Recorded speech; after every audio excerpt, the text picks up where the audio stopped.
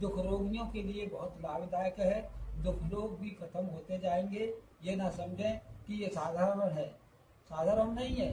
हमने कितने लोगों के दुख दूर कर चुके हैं। ये बात मत समझें कि हम ऐसे ही ये वीडियो को बना रहे हैं। इसे वो करना ना भूलें। नरसिंह सेठ पूर्व जन्म में शेर थे। शेर थे तो उन्होंने अपना शरीर हरि के नाम पर राम राम कृष्ण कृष्ण रटते रटते छोड़ दिया। छोड़ करके वो बने नरसिंह सेठ।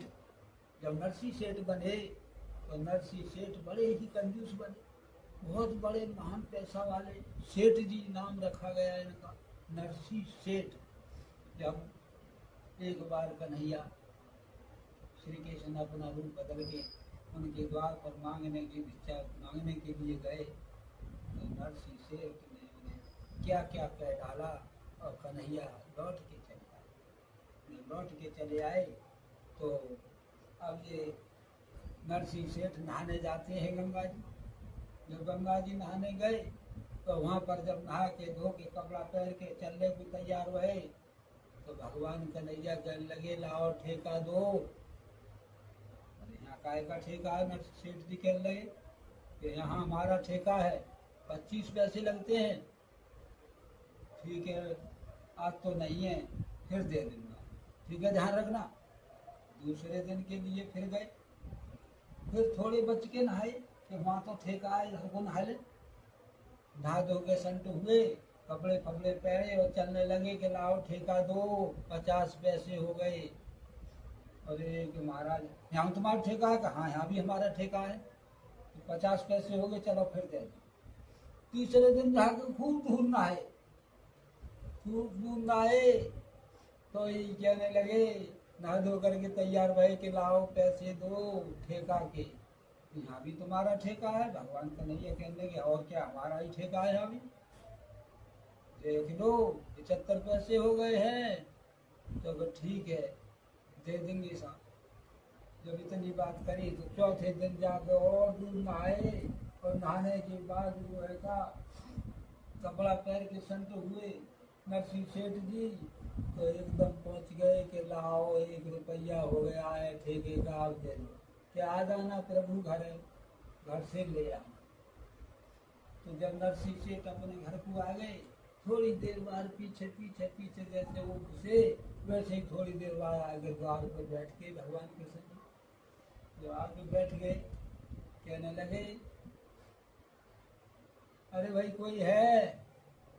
नरसिंह सेठ ने सुशीला से कहा अपनी घरवाली से, देखना जरा द्वार पर कौन है। उन्हें तो पता थी कि वही आए होंगे ठेका लेने के लिए।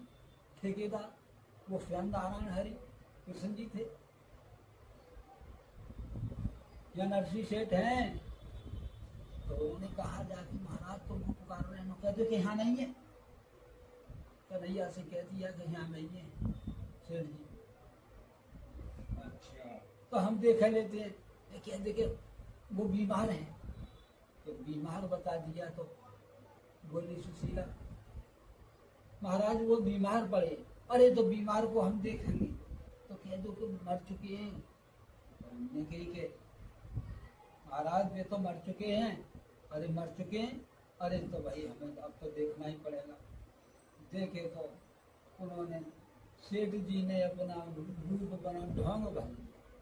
जब ढोंग बन लिया तो सब में वहाँ गाँव में हाहाकार मच गया। सेठ जी खत्म है गए, नरसिंह सेठ खत्म हो गए। जब खत्म हो गए तो उन्हें जनाजे पर ले जा करके शमशान में पहुँचे। जब शमशान में पहुँचे तो वहाँ क्या हुआ, चिता चुन गई। चिता चुन गई तो बोले कन्हैया कान में सहज में ही नरसिंह सेठ चिता चुन गई है। थोड़ी देर में तुम में अग्नि लगने वाली है, राख बन जाओगे, फिर क्या ले जाओगे? बोले प्रभु मुझे बचा लो, मैं आज के बाद सब संपत्ति तुम्हारे नाम पे लौटा दूंगा, लेकिन मुझे बचा लो प्रभु। मैं कभी भी मैं कंजूस नहीं बनूंगा, मैं तुम्हारा नाम लूंगा प्रभु। प्रभु कहने लगे भैया नरसिंह सेठ जी तो हो गए, हटाओ हटाओ जल्दी करो जल्दी करो। तो उन्हें निकाल लिया गया। निकालने के बाद में घर आए। घर आके और उन्होंने अपने भाई से कहा भैया हमारा बंटवारा कर दिया जा, हमारे पास एक जवान बिटिया है, रामा उनकी बिटिया थी जवान, और हम इस बिटिया का शादी करेंगे। उन्होंने कही ठीक है भाई, अपनी बिटिया की शादी करो आराम से, हमें तो बंटवारा करना ही है, आज नहीं तो कल। और बंटवारे में उनको बहुत सी बहुत सरपियाँ आई, बहुत सा धन आया, तो उन्होंने क्या काम किया, उस बिटिया की शादी जूनागढ़ में कर दी, मनसा सेठ के बेटे की जब कर दी गई, और जो करके धूमधाम से ब्याह शादी, और नरसिंह सेठ ने अपने बाकी जो धन बचा था वो गरीबों में लौटा दिया। जब गरीबों में लौटा दिया तो अब तो उन्होंने सोचा कि यदि ये मेरे पास धन रहेगी, दौलत रहेगा, तो मैं भजन नहीं कर पाऊंगा ही, इसलिए उन्होंने वो दौलत लुटा दी। अब तो फटे पुराने कपड़े हो गए।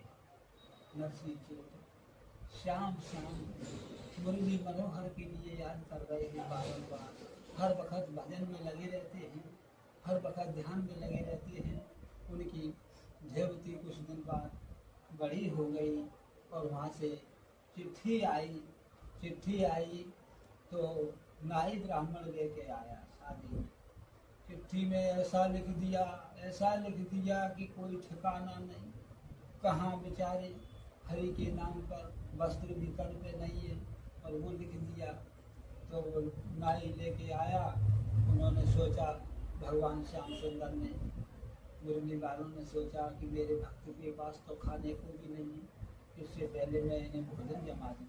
तो उन्होंने उसे रोका, भैया कहाँ से आए हो? कि हम उस गांव से आए हैं, नरसिंह जी का खत लाए हैं, उनकी देवती का ब्याह है, इसलिए हम आए हैं। अच्छा ठीक है भैया, तो पहले तुम भोजन जमा।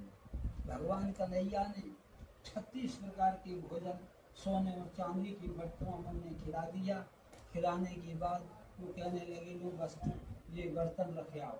वो बोले भगवान कन्हैया, भैया हमारे यहाँ जो बर्तन में खा लेते हैं और नाऊ ब्राह्मण के लिए इसी नहीं दे देती, तो वो उन्हें दे दिए।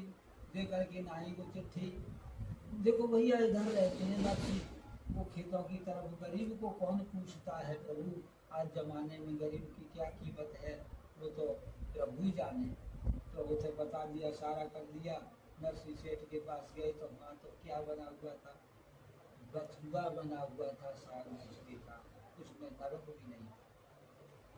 तो उन्होंने खाने की बात करी, सेठ जी ने, नरसिंह जी ने खाने की बात करी, तो बोले नहीं हमने तो खाना खा लिया, और लो ये चिट्ठी, आपकी देवती का ब्याह है, वहाँ से आई है, ये भात की चिट्ठी है। ठीक है, उन्होंने की नरसिंह जी ने लाए हैं, देंगे तो ले जाएंगे, देंगे तो ले जाएंगे। उन्होंने वो चिट्ठी स्वयं कन्हैया के चरणों में अर्पण कर दी। समय भात का आया, कोई भी भाई ने कोई बात भी नहीं पूछी, जो उनके सगे भाई थे उन्होंने बात नहीं पूछी कि हमारे भैया हमारे भतीजे का ब्याह है, क्योंकि गरीबों का कोई ठिकाना नहीं, गरीबों की बात पूछता कौन है। गरीब तो गरीब ही है, लेकिन प्रभु परमात्मा के यहाँ गरीब के लिए बहुत जगह है, क्योंकि दिल में गरीब ने परमात्मा बसाए हुए हैं, तो कोई न कोई रक्षा मदद जरूर करेंगे प्रभु। किसी के द्वारा कराते हैं भी, अवश्य कराते हैं। तो अब जो है क्या, उन्होंने जो है का किसी के बैल मांगे तो अपने भैया के नाम मांगे, या हमारे वो देगा ही नहीं जा रहा है, नहीं जाएगा, नहीं देगा। इससे अपने दोस्तन के बूढ़े टूढ़े बैल और गाड़ी बनवा के उसमें 2-4 मित्र उनको बैठा के चले गए। अब रास्ता में गाड़ी अटक गई, बैल बूढ़े थे। आए भगवान कन्हैया बोले, अरे तुम्हें मैं सलीमा दिखाता हूँ, तुम सलीमा नहीं दिखाया तक, ये गाड़ी बिगड़ गई है, अड़ाव में समारंभ ऐसे। आँखें मीठी, उन्होंने आँखें मीठी, तो भगवान कन्हैया ने उस गाड़ी को थोड़ी देर में ही जाके शिव सागर में नदी पार करके रख दी।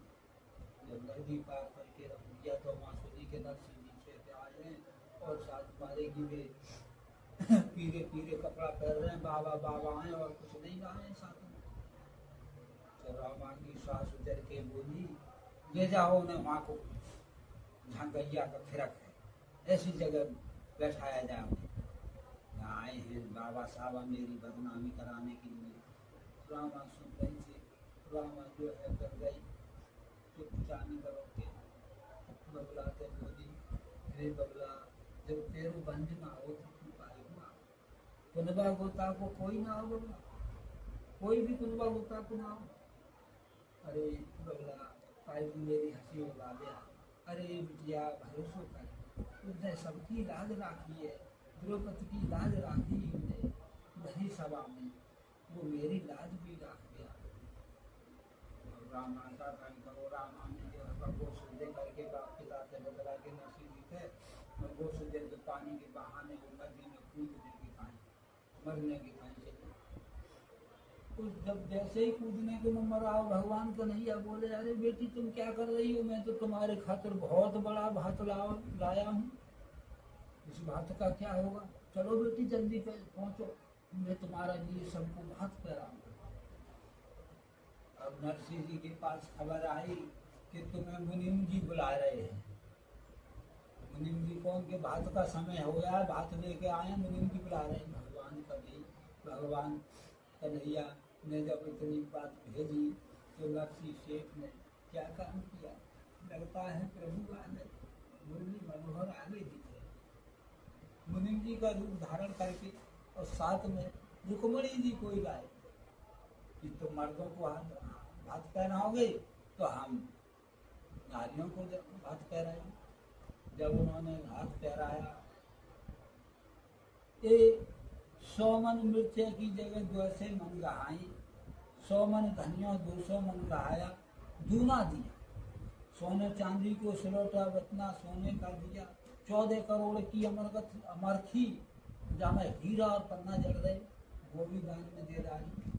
और जब सब पैर फिर सवा पैर के लिए हुंडी बरसाई प्रभु ने, तो देखिए प्रभु ने कैसी माया दिखाई है। देखिए जो दान आप करते हैं वो दान का पता नहीं, 1 रुपये का 1 लाख प्रभु चुका दें, लेकिन दान लाचारी का होना चाहिए, दान भूखे के लिए होना चाहिए, और दान और सम्मान ये प्रभु के यहाँ सब कुछ मिलता है। जय जय श्री राधे।